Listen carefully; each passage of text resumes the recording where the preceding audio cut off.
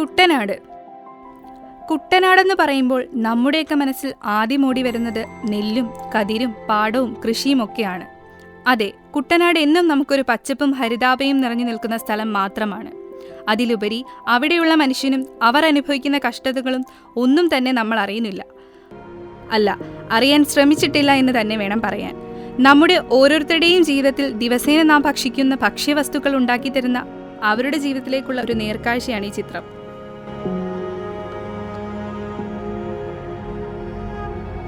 ഞങ്ങൾ കുട്ടനാട്ടുകാരുടെ ദുരിതമാണ് ഈ കാണുന്ന ജോലിയൊക്കെ. ഇതൊക്കെ ചെയ്തില്ലെങ്കിൽ ഞങ്ങൾ ഇവിടുത്തെ ആർക്കും ഒരു മാർഗങ്ങളും വേറെ ഒന്നുമില്ല. ഞങ്ങൾക്കൊട്ടൊരു കമ്പനികളോ ഒരു സ്ഥാപനങ്ങളോ ഞങ്ങൾക്ക് മറ്റ് ജോലി തരാനായിട്ട് ഇവിടെയൊന്നും ആരുമില്ല.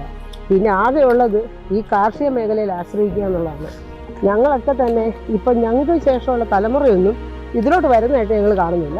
ഒരു 50 വയസ്സിന് ശേഷമുള്ള തലമുറ വളരെ വിരളമായിട്ടുള്ള പരിപാടിയേ ഉള്ളൂ ഇതിനകത്ത്. അവരൊക്കെ ഓരോ മേഖലയിലോട്ടോ ഓരോ കടകളിലോട്ടോ ഒക്കെ മാറുക. കാരണം ഇപ്പം തന്നെ ഞങ്ങളെ ഈ കൃഷി ചെയ്യിക്കുന്ന ഈ മനുഷ്യർ അനുഭവിക്കുന്ന ദുരിതം അതിലേറെയാണ്.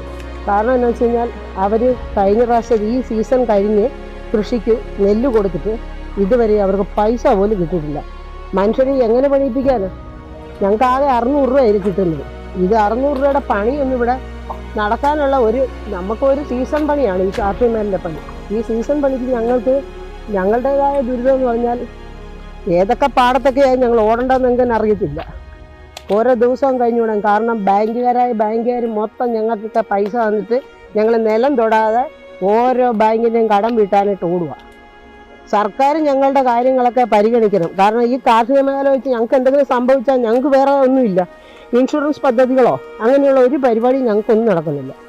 ഞങ്ങളൊക്കെ പാവങ്ങളാണ്, കൂലിപ്പണി ചെയ്ത് ജീവിക്കുന്ന ആളാണ്. ഞങ്ങളുടെ ഒന്നും വീടുകളിൽ വലിയ സാമ്പത്തിക സ്രോതസ്സുകളൊന്നുമില്ല.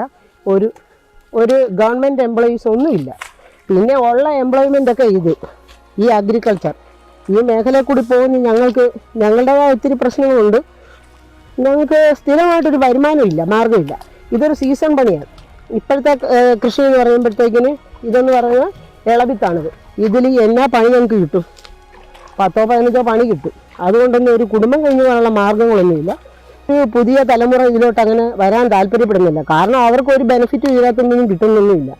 അവർക്കൊക്കെ ആകെയുള്ള നേട്ടം ഇത് കഴിഞ്ഞ് പണി കഴിഞ്ഞ് കുത്തിയിരുന്ന് ചൊറിച്ചിലും മറ്റ് അസുഖങ്ങളും രോഗങ്ങളും നടുവേദനയും മുട്ടുവേദനയും എല്ലാമാണ്. ഇത് കഴിഞ്ഞ് കയറി ഇരുന്നാൽ 60 വയസ്സെത്തണം നമുക്ക് പെൻഷൻ കിട്ടണമെങ്കിൽ. ഈ 60 വയസ്സിലെത്തുമെന്ന് നമുക്ക് വലിയ പ്രതീക്ഷയൊന്നുമില്ല. ഇവിടെയൊക്കെ വെച്ച് നമ്മുടെയൊക്കെ ജീവിതത്തിൽ എന്തെങ്കിലും സംഭവിച്ചു പോയാൽ തന്നെ ഒരു മനുഷ്യൻ ഈ കൃഷി ചെയ്യിപ്പിക്കുന്ന ഒരു മനുഷ്യർ പോലും ഞങ്ങൾക്കാരും ഒരു 10 പൈസയും തരത്തില്ല. ഞങ്ങൾ ഏറ്റവും ദുരിതത്തിലാണ് ഞങ്ങളുടെയൊക്കെ ജീവിതം, കാർഷിക മേഖലയുടെ ജീവിതം.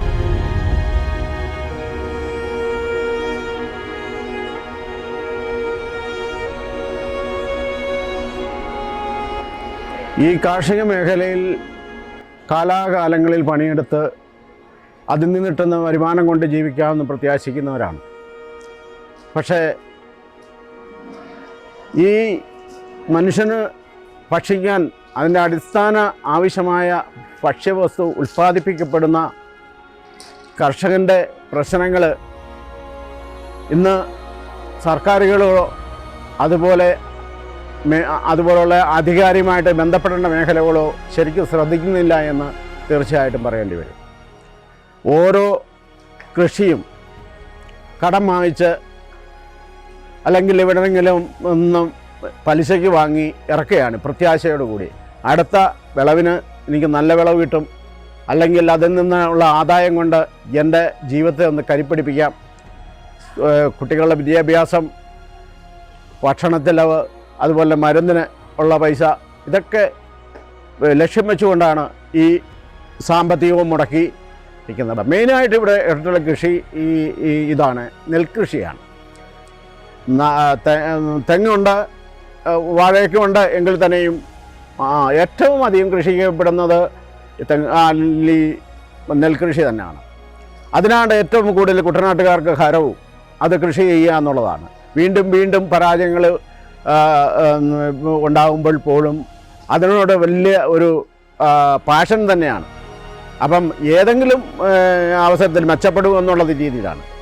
ഇപ്പം നെല്ല് വിളഞ്ഞു വരുമ്പോഴത്തേക്ക് അതിവൃഷ്ടി ഉണ്ടായി, മഴയുടെ പ്രശ്നം ഉണ്ടായി കഴിഞ്ഞാൽ എത്ര കണ്ട് വിളഞ്ഞാലും 3-3.5 കണ്ടിൽ വിളയുന്നപ്പോഴും അതിൻ്റെ നമ്മൾ നെല്ല് കൊയ്തെടുക്കുമ്പോൾ മെഷീനിന് കൊടുക്കേണ്ട കാശ്, സമയം ഏറെ എടുക്കും.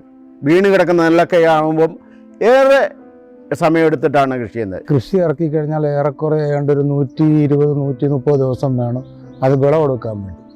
അത്രയും ദിവസം ഒരു കർഷകനെന്ന് പറഞ്ഞാൽ ഒരു മക്കളെ വളർത്തുന്നവർക്ക് തന്നെ ആ കൃഷിയെ സ്നേഹിക്കുകയും അതിനെ പരിപാലിക്കുകയും ചെയ്തു കഴിഞ്ഞാൽ, ഗവൺമെൻറ് പല സബ്സിഡികളും ഒക്കെ തരുന്നുണ്ടെങ്കിൽ പോലും നമ്മളത് ആ ഉൽപ്പാദിപ്പിച്ച് കഴിയുന്ന നെല്ല് കൊടുത്തു കഴിഞ്ഞാൽ ഒരു 2 ആഴ്ചക്കുള്ളിൽ അല്ലെങ്കിൽ ഒരു 3 ആഴ്ചക്കുള്ളിൽ നെല്ലിൻ്റെ പൈസ തരുന്നതിന് പകരം അത് ഒരു 3 മാസം 6 മാസമായിട്ടാണ് ഈ നെല്ലിൻ്റെ പൈസ നമുക്ക് കിട്ടിക്കൊണ്ടിരിക്കുന്നത്.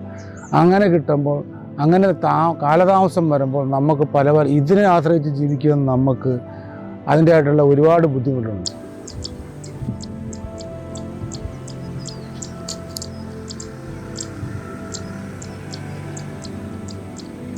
കുട്ടനാട്ടുകാരൻ്റെ മനസ്സൊരിക്കലും മടുക്കാറില്ല.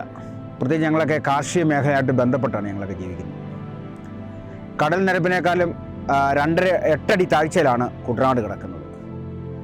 8 അടി താഴ്ചയിലാണ് കൃഷി ചെയ്ത് ഞങ്ങളൊക്കെ ഇങ്ങനെ ആദായം ഉണ്ടാക്കുന്ന ഒരവസ്ഥയിലൂടെയാണ് പോകുന്നത്. നമുക്കറിയാം, ഈ സുനാമി വന്നപ്പോൾ പോലും അവിടെ ആഞ്ഞ തിരകളടിച്ചപ്പോൾ കുട്ടനാട്ടുകാരൻ ഭയപ്പാടില്ലാതെ അതിൻ്റെ താഴെ കിടന്ന് 8 അടി എന്ന് പറയുമ്പോൾ 2.5 മീറ്ററിന് താഴെ കിടന്നതുകൊണ്ടും അതുകൊണ്ടാണ്. 2018 വെള്ളപ്പൊക്കം വന്നു. 2018 വെള്ളപ്പൊക്കം വന്നപ്പോൾ പോലും ഒരു കുട്ടനാട്ടുകാരൻ പേടിച്ചിട്ടില്ല. കാരണം എന്താണ്? നെടുമുടി പഞ്ചായത്തിലാണ് ഞങ്ങളൊക്കെ ജീവിക്കുന്നത്.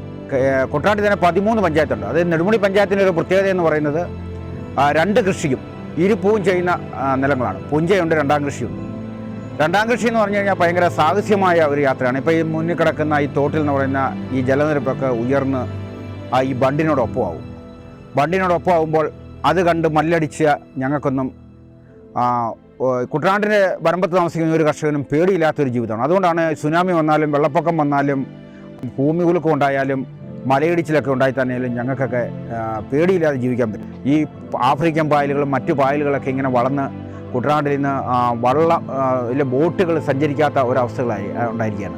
അത് ഈ പായലിൻ്റെ ഒരു അതിപ്രസരമായ വളർച്ച, അല്ലെങ്കിൽ കടകളിൻ്റെയൊക്കെ വളർച്ച അതിനെ കുട്ടനാടിനെ ഒരു പരിധിവരെ തകർക്കുന്നുണ്ട്. കുട്ടനാട്ടിലെ ഒത്തിരി പാലങ്ങൾ താന്നിരിക്കുന്നതുകൊണ്ട് പല ബോട്ടുകളും പോകാൻ മേലാത്ത ഒരവസ്ഥയിലൂടെയാണ് വന്നിരിക്കുന്നത്.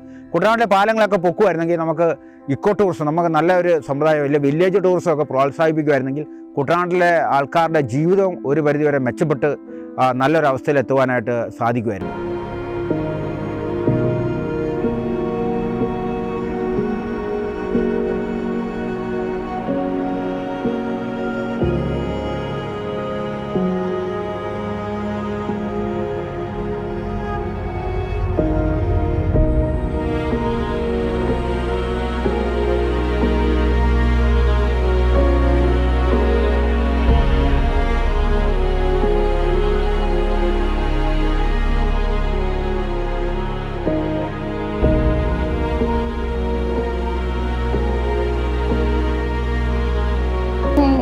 കുട്ടനാട്ടുകാരിയാണ്. ഞാൻ വളർന്നു വന്ന ഒരു സാഹചര്യം, ഞാൻ കണ്ടു വളരുന്നത് ഈ കൃഷി തന്നെയാണ്. ഞങ്ങളുടെ കുട്ടനാട്ടുകാരൻ്റെ മെയിൻ ഒരിതെന്ന് പറഞ്ഞാൽ കൃഷിയാണ്. അപ്പം ഒരുപാട് പ്രശ്നങ്ങളുണ്ടായിട്ടും ഞങ്ങൾ കൃഷി തന്നെ തുടർന്നുകൊണ്ടിരിക്കുകയാണ്. അത് കൃഷിനെ മാത്രം ആശ്രയിച്ചിരിക്കുന്ന ഒരുപാട് ആൾക്കാരുണ്ട്. അതാന്ന് പറഞ്ഞാൽ എൻ്റെ അച്ഛനും ഒരു കൃഷിക്കാരനാണ്. ഞാൻ വളരുമ്പോൾ മുതൽ ഇവരൊക്കെ പാടത്തിങ്ങനെ കിടന്ന് കഷ്ടപ്പെടുന്നതാണ് കാണാറ്. എന്നാലും ഇത്രയും കഷ്ടപ്പെട്ടിട്ടും അവർക്ക് അതിനുള്ള ഒരു പ്രതിഫലം കിട്ടുന്നില്ല.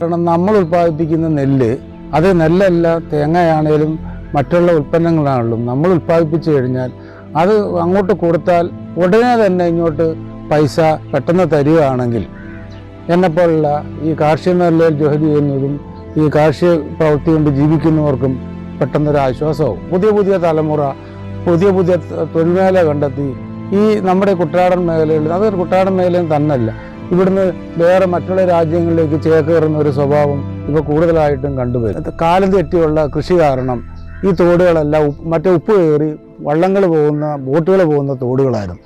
അതെല്ലാം ഇരുവശങ്ങളും കൽക്കെട്ടും കെട്ടി തോടുകളും നികത്തി വളരെ തോടിന് ഒഴുക്കില്ലാത്തൊരവസ്ഥയിലോട്ടാണ് മാറുന്നത്. എൻ്റെ ചെറുപ്പകാലത്ത് ഞങ്ങൾ പാടത്ത് പൊഴിച്ചു വന്നാൽ തോട്ടിലോ ആറ്റിലോ ഇറങ്ങി കമന്ന് കിടന്ന് വെള്ളം കുടിച്ചിട്ടുണ്ട്. അന്ന് ഒഴുക്ക് നീറ്റിൽ അഴുക്കില്ലെന്നും പറഞ്ഞായിരുന്നു അന്ന് കഴിച്ചുകൊണ്ടിരുന്നത്. പക്ഷേ ഇന്നിത് കഴിച്ചാൽ എന്തോ ദൈവത്തിൻ്റെ ഒരു വലിയ അനുഗ്രഹമാണ്. ഞങ്ങൾക്ക് മുറിവുകൾ പോലും ഉണ്ടായ സെപ്റ്റിക്കാകാത്ത, കാരണം വെള്ളങ്ങൾ മുഴുവൻ മാലിന്യങ്ങളാണ്. നിങ്ങൾ നോക്കിക്കേ, ഈ പോളയെന്ന് പറയുന്നത് കർഷകൻ ഉപയോഗിക്കുന്ന ഫാക്ടംബോസ് അടിച്ച് അങ്ങോട്ട് വിട്ടതാണ് ഈ പോളയെല്ലാം ഇത്രയും ഭംഗിയായിട്ട് വരുന്നത്. പാടശേഖരങ്ങളിലെ സബ്സിഡികൾ ഇപ്പം ഞങ്ങൾക്കാണെങ്കിൽ മുടറാവലി പാടത്തിനാണ് 4 സബ്സിഡി കിട്ടാൻ കിടക്കുകയാണ്. ഇത് സമയാസമയങ്ങളിൽ ഞങ്ങൾക്ക് സബ്സിഡി കിട്ടിയില്ല എങ്കിൽ കൃഷി ഓടിക്കാൻ ഇപ്പം പണം പലിശയ്ക്ക് വരെ എടുത്താണ് ഞങ്ങൾ ഈ പുഞ്ചകൃഷി ഓടിച്ചുകൊണ്ടിരിക്കുന്നത്. ഉദ്യോഗസ്ഥന്മാരും മന്ത്രിമാരും കർഷകരും കൂടെ കൂടിയാലേ കുട്ടനാട് രക്ഷപ്പെടുകയുള്ളൂ.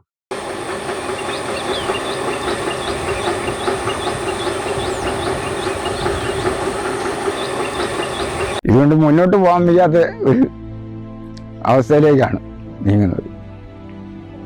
കൂലിച്ചെലവ്, അതുപോലെ തന്നെ വളത്തിൻ്റെ, വിഷത്തിൻ്റെ, അങ്ങനെയുള്ള കൂലിച്ചെലവൊക്കെ വരുമ്പോഴത്തേക്ക് പിടിച്ചു നിൽക്കാൻ വയ്യാത്തൊരവസ്ഥയിലാണ് ഇപ്പം നിൽക്കുന്നത്. ഇവിടുത്തെ വെള്ളപ്പൊക്കവും ദുരിതമൊക്കെ കൊണ്ടായിരിക്കും ആൾക്കാർ പോകുന്നത്. അപ്പം നമുക്കത്, ഇപ്പം നമ്മൾ ഇവിടെ ജനിച്ചു വളർന്ന് നമ്മൾ ഇതുമായിട്ട് ബന്ധപ്പെട്ട് നിൽക്കുകയല്ലേ. അപ്പോൾ ഇതുമായിട്ട് ഇവിടെ നിന്ന് പോകാനായിട്ട് നമുക്ക് മനസ്സ് വരുന്നില്ല.